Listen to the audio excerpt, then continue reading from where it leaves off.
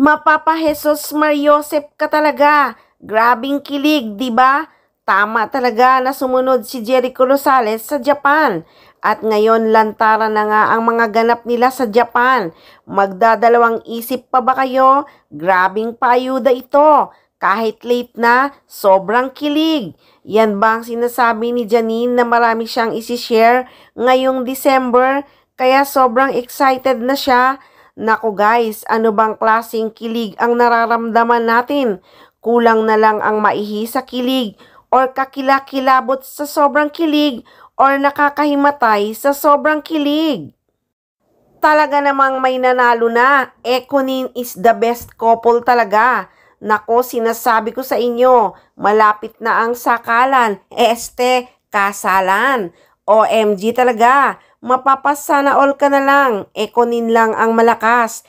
Ekonin lang ang the best. Ang sweet nila sa Japan, parang mag-asawa na talaga na nag-out of country para lang mag-food trip. The weight, Baba. How long is the weight?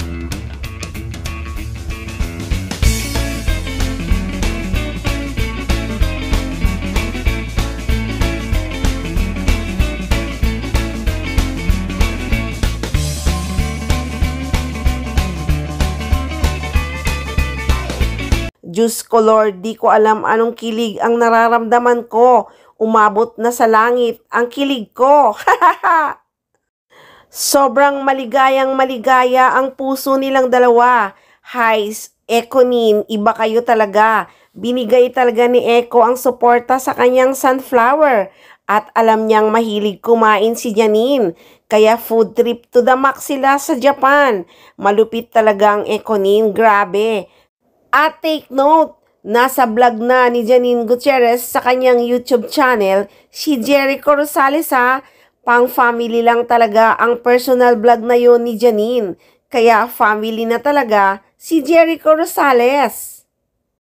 Kaya naman ang mga naiinggit, ayaw talagang pumikit. Anila pa, kahit vlog mo pa yan, wala pa ring dating, isa pa ring flop yang movie mo. At isa pang ayaw pumikit. Pantos Mia, hayon, flop sina. At isa pang ayaw talagang pumikit sa sobrang inggit. Aniya, ha, nag-deactivate sa X because totoong asyomera, feelingera. Nako Eko, wala ka future dyan. Baka maubos ang kayamanan mo dyan. User yan, kawawang Eko talaga. Nako, kung ayaw niyong pumikit sa sobrang inggit, mamatay na lang kayo sa inggit.